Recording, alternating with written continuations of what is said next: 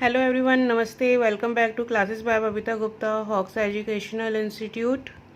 आज हम बात करेंगे एनसीएफ के बारे में और आपको बता दूं बहुत ही इम्पोर्टेंट टॉपिक है ये नेशनल करिकुलम फ्रेमवर्क 2005। और ये है आपका BEd first year paper 2 contemporary India and education में आपका आता है। BEd second year paper 1 and paper 2 में आते हैं, जो कि है knowledge and curriculum and assessment for learning. इनके अंदर ये आता है आपका सीटेट पेपर 1 और सीटेट पेपर 2 की जो बच्चे तैयारी कर रहे हैं, जो बच्चे TET exam, KVS, NVSD, triple SB की तैयारी कर रहे हैं, उनके लिए बहुत इंपॉर्टेंट टॉपिक है एनसीएफ का। और जो डीएलएड, बीएलएड, जेबीटी, एमएड, जो देखिए एमएड जो है वो हाईएस्ट लेवल है और उसमें भी सेमेस्टर 1, सेमेस्टर 2 में और आगे भी ये आपका एनसीएफ पूछा जाता है। तो ये बहुत ही एक इम्पॉर्टेंट टॉपिक है जो मैं आपके साथ शेयर कर रही हूँ। आपका एजुकेशन से फील्ड से जुड़े हुए जितने भी बच्चे हैं, टीचर हैं, उनके लिए बहुत ज़रूरी है ये टॉपिक। बहुत ही इम्पॉर्टेंट टॉपिक है ये नेशनल करिकुलम फ्रेमवर्क का। अब इससे पहले मैं इसको स्टार्ट करूँ, मैं आप लोगों से कहना चाहूँगी कि आप मेरे चैनल को लाइक करें, सब्सक्राइब करें, दूसरों के साथ भी नॉलेज को बांटें। जो बच्चे पढ़ रहे हैं, एजुकेशन से रिलेटेड हैं, उनके साथ ये वीडियो शेयर करें, मेरे चैनल को सब्सक्राइब करें और उनके साथ शेयर करें। तो चलिए टाइम वेस्ट ना करते हुए हम इसको आज स्टार्ट करते हैं। आज मैं आपके साथ एनसीएफ क्या होता है उसका कंसेप्ट शेयर करूँगी और उसके नीड एंड ऑब्जेक्टिव आपके साथ शेयर करूँगी मैं। तो देखिए क्या है इसका concept NCF, national curriculum framework का, और इसको हिंदी में बोलते हैं राष्ट्रीय पाठ्यक्रम संरचना। हिंदी मीडियम बच्चों के लिए, जैसा मैं हमेशा कहती हूँ कि मेरे वीडियो जो है वो हिंदी मीडियम और इंग्लिश मीडियम दोनों बच्चों के लिए हैं, तो मैं इसको हिंदी में भी बताती जा रही हूँ।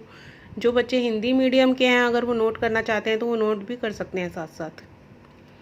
देखिए क्या कंसेप्ट है इसका नेशनल करिकुलम फ्रेमवर्क का। The national council of educational research of training, जिसको हम क्या बोलते हैं NCERT, is an open institution which provides technical support for school education. यानी कि जो एनसीईआरटी है वो क्या है, वो एक ऐसा इंस्टीट्यूशन है जो कि तकनीकी सपोर्ट यानी कि तकनीकी सहायता वो प्रदान करता है। क्या किसको करता है प्रोवाइड, किसको प्रदान करता है, स्कूल एजुकेशन के लिए, है ना। आपने देखा होगा जितने भी गवर्नमेंट स्कूल में तो होता ही है एनसीईआरटी पढ़ाना होता है, और प्राइवेट स्कूल्स में भी एनसीईआरटी की बुक्स लगी होती हैं, है ना। तो वो क्या है, वो एजुकेशन को प्रमोट कर रहे हैं, है ना। तो क्या एनसीईआरटी का काम क्या, एजुकेशन को प्रमोट करना और टेक्निकल सपोर्ट देना। The NCERT charter anticipates a special place for designing curriculum. यानी कि जो एनसीईआरटी चार्टर हैं वो क्या करते हैं, अनुमान लगाते हैं। किस चीज़ का अनुमान लगा रहे हैं, किस चीज़ का एंटिसिपेशन कर रहे हैं, वो special place for designing curriculum, है ना। या इसका मतलब क्या है, डिज़ाइनिंग करिकुलम का क्या मतलब है कि पाठ्यक्रम को डिज़ाइन कर रहे हैं, किसके लिए क्यों वो कर रहे हैं, ताकि वो बच्चों के अकॉर्डिंग बन सके। अगर उनको लग रहा है कि उसमें चेंज हो सकता है तो उसको चेंज करें, अगर उसको कैरी करना हो उनको आगे तो वो उसको कैरी करें। या जिस तरीके से भी हमारा एनवायरनमेंट है, जिस तरीके की भी हमारी परिस्थिति है, उसी के अकॉर्डिंग और बच्चों की सुविधा के अनुसार हम उस करिकुलम को तैयार करें, है ना। तो ये चीज़ है। The NP 1986 National Policy on Education and POA 1992 Program of Action assign a special role to NCERT in preparing and promoting National Curriculum Framework। यानी कि क्या इसका मतलब है, देखिए एनपीई का मतलब क्या होता है, राष्ट्रीय शिक्षा नीति, नेशनल पॉलिसी ऑन एजुकेशन। और जो पीओए हैं उन्होंने क्या कहा है, एक स्पेशल रोल दिया है एनसीईआरटी को। क्या रोल दिया है उन्होंने, कि उनको प्रिपेयर करना है और प्रमोट करना है नेशनल करिकुलम फ्रेमवर्क को। यानी कि राष्ट्रीय पाठ्यक्रम संरचना को उनको क्या करना है, उनको तैयार करना है और उसको प्रमोट करना है ना। एक बार रिपीट कर देती हूँ। The NP 1986 National Policy on Education and POA 1992 Program of Action assigned a special role to NCERT। यानी कि उन्होंने क्या किया है, एनसीईआरटी को एक स्पेशल रोल दिया है इन प्रिपेयरिंग एंड प्रमोटिंग, उनको तैयार करने के लिए और प्रमोट करने के लिए नेशनल करिकुलम फ्रेमवर्क। ठीक है। इसके बाद में क्या है, the national curriculum framework 2005 was the outcome of wide ranging deliberations and collecting endeavors। यानी कि जो एनसीएफ क्या है वो एक आउटकम है। कैसी आउटकम है, बहुत विचार विमर्श करके और प्रयासों से जो हमारे जितने भी जो हमारे एक्सपर्ट्स बैठे हुए हैं एनसीईआरटी में, क्या है उनके प्रयास करने से और विचार विमर्श से जो आउटकम निकली है वो है हमारे एनसीएफ। इसका इसके आगे क्या है, अ नेशनल स्टीयरिंग कमेटी यानी राष्ट्रीय संचालन समिति was setup under the chairmanship of professor Yashpal, यानी कि ये जो एक कमेटी है नेशनल स्टीयरिंग कमेटी राष्ट्रीय संचालन समिति किसके अंडर वो बनाई गई, प्रोफेसर यशपाल के अंडर बनाई गई। द कमेटी कंप्राइज्ड 35 मेंबर्स, यानी कि इस समिति में कितने लोग शामिल थे, 35 मेंबर्स शामिल थे। अब देखिए जो बच्चे बीएड कर रहे हैं, एमएड कर रहे हैं, जो बच्चे डीएलएड बीएलएड कर रहे हैं, जेबीटी कर रहे हैं, उनके लिए बहुत इंपॉर्टेंट क्वेश्चन है क्योंकि उनको डिटेल में लिखना होता है, तो उनके लिए मैंने बना रखा है नोट। तो आप इसको एज इट इज़ भी लिख सकते हैं, अगर आप इसमें चेंज करना चाहते हैं तो चेंजेस भी आप अपने बुक के अकॉर्डिंग कर सकते हैं। तो इसके बाद ये था हमारा कंसेप्ट। अब हम पढ़ेंगे नीड ऑफ करिकुलम फ्रेमवर्क, यानी कि क्या ज़रूरत थी हमें इसकी, करिकुलम फ्रेमवर्क की, पाठ्यक्रम संरचना की हमें क्या ज़रूरत थी। तो देखिए, the national system of education will be based on a national curriculum framework, यानी कि जितना भी नेशनल सिस्टम है ना हमारा, जितना भी हमारा राष्ट्रीय सिस्टम चलता है शिक्षा से जुड़ा हुआ, वो किस पे बेस होगा, नेशनल करिकुलम फ्रेमवर्क पे होगा। यानी कि जितनी भी जगह होंगी कोई सी भी स्टेट में, कौन सा चलेगा हमारा सिस्टम, नेशनल करिकुलम फ्रेमवर्क ही चलेगा हमारा, ठीक है ना। ऐसा नहीं है कि हमारा बॉम्बे में कुछ अलग करिकुलम पढ़ाया जाए, हमारे कलकत्ता में कुछ अलग करिकुलम पढ़ाया जाए, दिल्ली में कुछ अलग करिकुलम पढ़ाया जाए। क्या होता है, करिकुलम सब में सेम है हमारा, बस लैंग्वेज जो होती है ना, रीजनल जो लैंग्वेज होती हैं वो चेंज होती हैं according to the state. Otherwise हमारा जो करिकुलम फ्रेमवर्क है वो सेम रहता है। इसके बाद में सेकंड पॉइंट क्या है हमारा, to frame a curriculum as a means of evolving a national system of education, यानी कि टू फ्रेम अ करिकुलम यानी कि एक ढांचा खड़ा करना है हमें। किसका ढांचा खड़ा करना है हमें, पाठ्यक्रम का, जो कि क्या हो, वो राष्ट्रीय प्रणाली के जो है हमारी उसमें उभरती हुई हो, जो हमारी शिक्षा है वो राष्ट्रीय प्रणाली में उभरती हुई होनी चाहिए। एक इस तरीके का ढांचा हमें उसका बनाना है पाठ्यक्रम का। नेक्स्ट क्या पॉइंट हमारा, to modernise the system of education, और जो हमारा सिस्टम ऑफ एजुकेशन है हमारा, उसको क्या करना है, हमें आधुनिकीकरण करना है, यानी कि टाइम के अकॉर्डिंग उसके अंदर चेंज होना चाहिए। ट्रेडिशनल जो थे हमारा, देखिए जो हमारा ट्रेडिशनल करिकुलम था और आज के करिकुलम में बहुत चेंजेस हैं, है ना। तो वो किस वजह से हैं, वो मॉडर्नाइज होने की वजह से ही है। इसके बाद क्या है, to have a relevant and flexible curriculum, यानी कि जिससे हमें क्या मिल सके, करिकुलम फ्रेमवर्क हमने क्यों तैयार किया, क्योंकि इससे हमें क्या मिल सकता है, एक उचित और लचीला पाठ्यक्रम।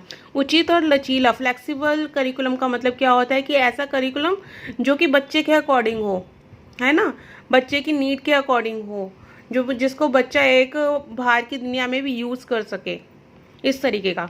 तो ये नीड, हमने 4 नीड पढ़ी, क्या थी, फर्स्ट में था हमारा कि जो हमारा एजुकेशन से रिलेटेड नेशनल सिस्टम है वो किस पे बेस होगा, नेशनल करिकुलम फ्रेमवर्क पे बेस होगा।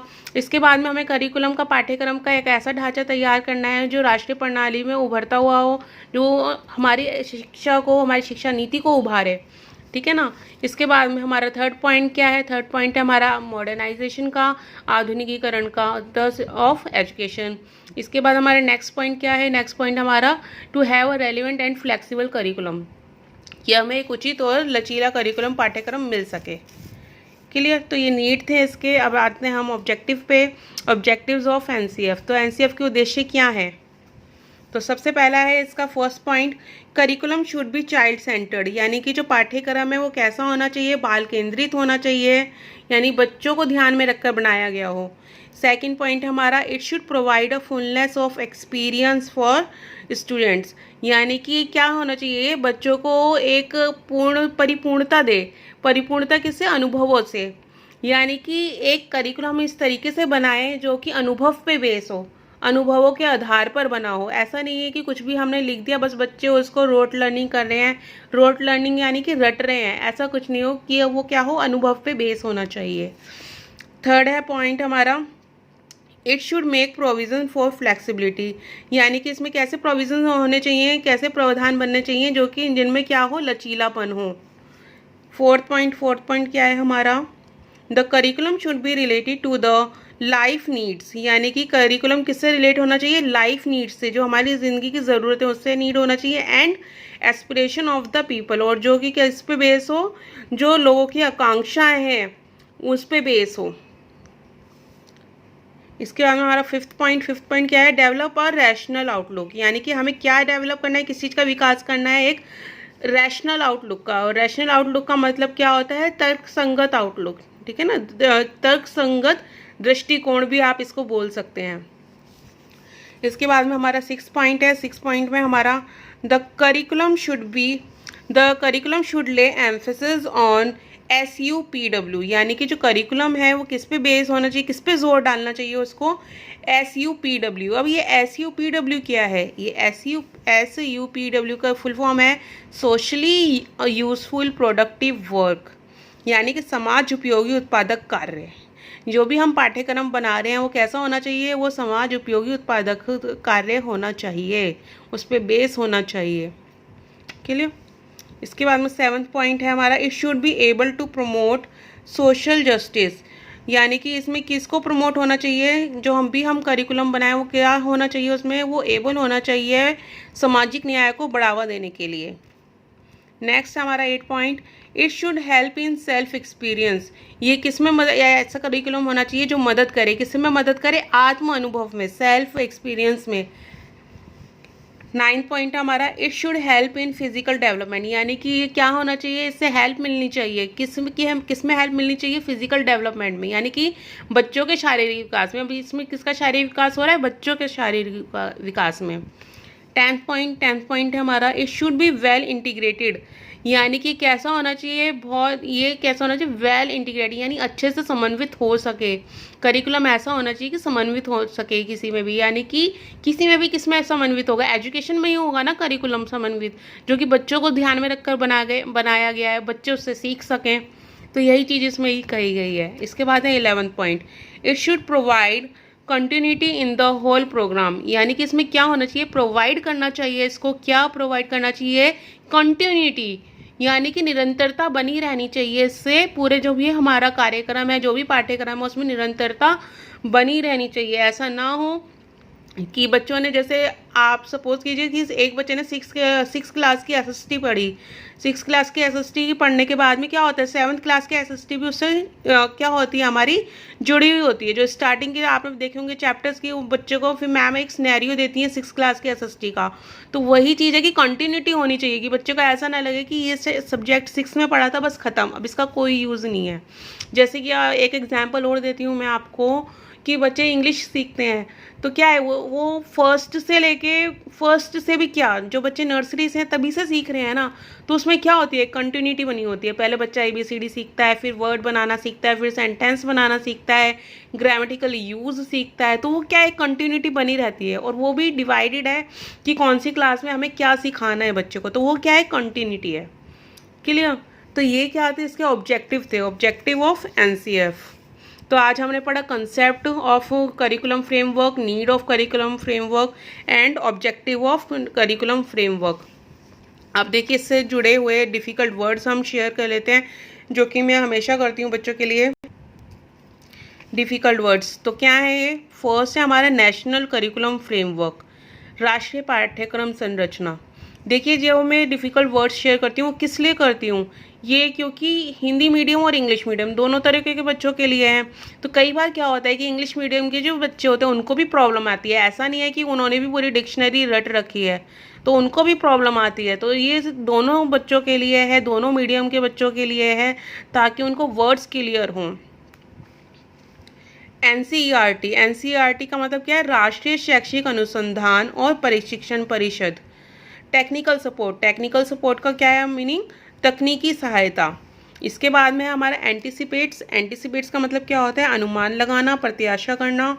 नेक्स्ट हमारा डिज़ाइनिंग करिकुलम का मतलब क्या होता है, पाठ्यक्रम डिज़ाइन करना, है ना। NPE क्या है हमारा, राष्ट्रीय शिक्षा नीति। चेयरमैनशिप का मतलब अध्यक्षता। ये सारे वर्ड्स जो मैंने अभी आपके साथ कंटेंट शेयर करा है उसी से रिलेटेड हैं, तो जिन बच्चों को नहीं आया तो समझ में, वो इसको नोट कर सकते हैं। नेक्स्ट है हमारा कमेटी का मतलब होता है समिति। कंप्राइज मतलब शामिल। नेशनल सिस्टम का मीनिंग होता है राष्ट्रीय प्रणाली। टू फ्रेम का मतलब ढांचा खड़ा करना। इवॉल्विंग का मतलब होता है उभरती। मॉडर्नाइज का मतलब होता है आधुनिकीकरण। रेलिवेंट का मतलब क्या होता है उचित, प्रासंगिक या से मिलता जुलता, ठीक है ना। फ्लेक्सिबल का मतलब क्या होता है लचीला। फुलनेस मीन्स परिपूर्णता। प्रोविजंस मतलब प्रावधानों या प्रावधान। एस्पिरेशंस का मतलब क्या होता है आकांक्षा। रैशनल का मतलब होता है तर्कसंगत। आउटलुक का मतलब क्या होता है दृष्टिकोण, ये मैंने अभी आपको पीछे बताया था। एम्फेसिस का मतलब होता है जोर देना, बल देना। प्रोमोट का मतलब होता है बढ़ावा देना। तो देखिए ये थे हमारे डिफ़िकल्ट वर्ड्स जो आज हमने एनसीएफ पढ़ा, कंसेप्ट पढ़ा, नीड्स एंड ऑब्जेक्टिव पढ़े, तो उसी से रिलेटेड थे ये सारे। तो आप इसको पढ़िएगा, समझिएगा, क्योंकि एनसीएफ बहुत ही इंपॉर्टेंट टॉपिक है। क्योंकि अगर एक क्वेश्चन आता है तो आपको उसका कंसेप्ट भी लिखना है, आपको उसके नीड लिखने हैं, ऑब्जेक्टिव लिखने हैं, रिकमेंडेशंस लिखने हैं कि क्या उसके रिकमेंडेशंस थे, जो वो भी मैं शेयर करूंगी आप लोगों के साथ में, और इसके मेरिट्स एंड डीमेरिट्स दोनों मैं आपके साथ में शेयर करूंगी। तो और अपडेशन पाने के लिए देखिए मैंने अभी कल, जैसा कि आपको पता ही है कि मैंने जो मेरा पिछला वीडियो था मैंने आपकी बीएड की डेटशीट शेयर की थी बच्चों के साथ में, जो हमारे एमडीयू के बच्चे हैं उनकी डेटशीट शेयर की थी। तो देखिए मेरे चैनल पे आपको नई नई चीज़ें आपको मिलती रहेंगी एजुकेशन से रिलेटेड, चाहे वो डेटशीट है, नोटिफिकेशंस हैं, या फिर आपका जो कंटेंट है वो तो मैं शेयर कर ही रही हूँ। और ये कंटेंट जो होते हैं वो मैं ऊपर हेडिंग डाल देती हूँ कि किस तरीके के बच्चों के लिए हैं, ये सीटेट वालों के लिए सीटेट पेपर 1, सीटेट पेपर 2। तो ये आपने जैसा कि आपने देखा है कि सभी के लिए बहुत इंपॉर्टेंट है ना। तो आप मेरे चैनल के साथ बने रहिए, उसको लाइक सब्सक्राइब कीजिए ताकि आपको अपडेशंस भी मिलते रहें और आप अप टू डेट रहें, ठीक है। तो मिलते हैं नेक्स्ट वीडियो में। थैंक यू, धन्यवाद।